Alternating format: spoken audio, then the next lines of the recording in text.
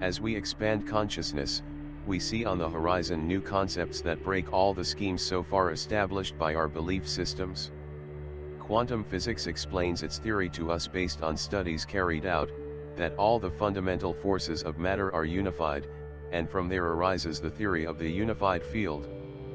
But today we are not going to enter quantum physics, we are going to focus on the fact, that throughout the history of our civilization, all knowledge beyond that established by the elites has been manipulated and biased to keep us in the established matrix for them, thus keeping us in the most absolute ignorance and ignorance in everything related to the hidden secrets of our planet, the cosmos, and space.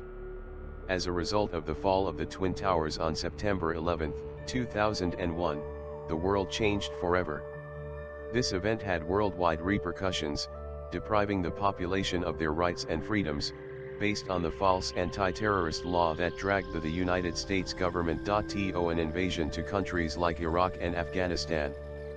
The Bush administration and its imperialist government launched a military offensive against these countries under the pretext of holding weapons of mass destruction, which the Bush administration itself ultimately denied, but there were other hidden motives for undertaking this offensive, apart from those we already know as the appropriation of oil.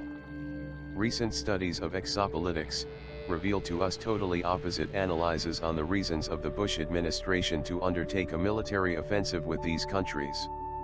Exopolitics is based on the ET presence on our planet, whose organizations and secret governments have been concealing public knowledge and whose evidence is revealed by senior officials of ex-military and former government officials, thus giving testimony of the ET presence on Earth. The strongest evidence that the Earth was visited by extraterrestrials comes from the cuneiform Sumerian tablets.